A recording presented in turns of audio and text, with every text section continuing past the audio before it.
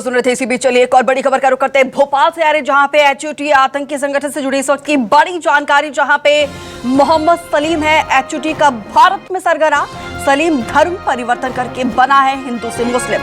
और भोपाल से हैदराबाद शिफ्ट हुआ था सलीम और हैदराबाद से एमपी एटीएस ने गिरफ्तार किया था। अलग अलग देश से सीखा संगठन मजबूत करने का तरीका, ब्रेन वॉश करने के लिए डिवाइस मुहैया कराता था सरगना। ये बड़ी जानकारी, एक बड़ा खुलासा एचयूटी आतंकी संगठन से जुड़ी हुई। एक के बाद एक देखिए एटीएस की तरफ से पूछताछ की जा रही है और पूछताछ में देखिए परत दर परत किस तरीके से इनसाइड स्टोरी निकलकर सामने आ रही है, किस तरीके से देखिए ये अपना नेक्सस चारों तरफ फैला रहे थे। सलीम धर्म परिवर्तन करके हिंदू से मुस्लिम बना है और अलग अलग देशों में जिस तरीके से इनका संगठन है वहां से सीखता था कि अपने संगठन को भारत में किस तरीके से मजबूत करना है। सुधीर जी रेजिडेंट एडिटर ज्यादा जानकारी के साथ जुड़े हैं। सुधीर जी देखिए एटीएस हर दिन नए खुलासे कर रही है और आज जो अहम खुलासा हुआ है अपने आप में इंपॉर्टेंट है। देखिए दीपिका, बिल्कुल कहना होगा जिस तरीके से द केरला स्टोरी फिल्म आई थी और ब्रेन वॉश करने के बाद में फिल्म की जो स्टोरी दिखाई गई थी कि किस तरीके से जो युवा थे उनका आतंकी गतिविधियों में इस्तेमाल किया जाता था, लगभग उसी तर्ज पर जो एचयूटी संगठन है यानी कि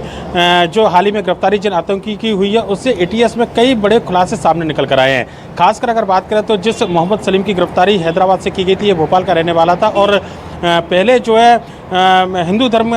इसका धर्म था और उसके बाद में इस्लाम धर्म अपनाते हुए न केवल खुद अपना धर्म परिवर्तन कराया बल्कि अपनी पत्नी का भी इसने धर्म परिवर्तन कराया। अब तक एटीएस की पूछताछ में ऐसे 3 लोग सामने निकल कर आए हैं जो पहले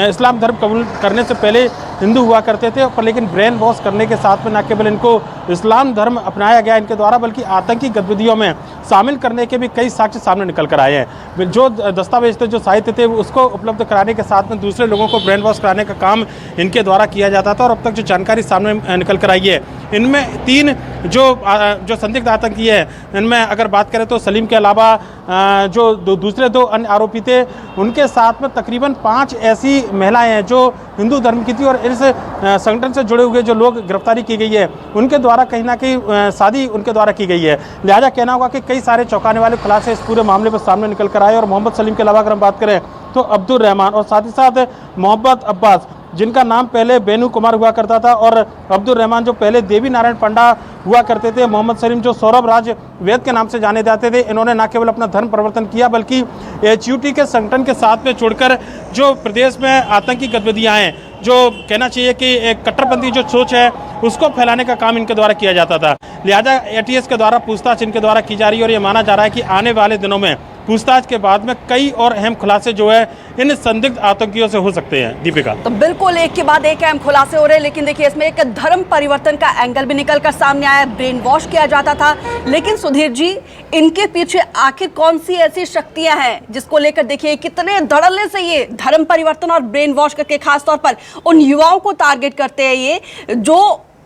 अवेयर नहीं होते हैं।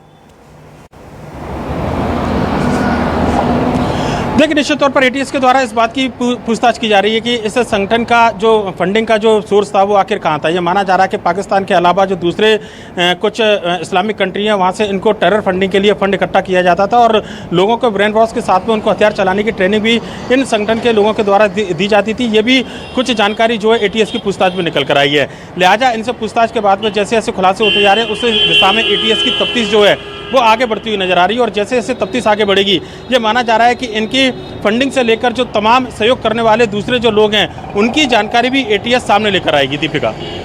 ठीक है सुधीर जी, विस्तार से जानकारी साझा करने के लिए आपका बहुत बहुत शुक्रिया।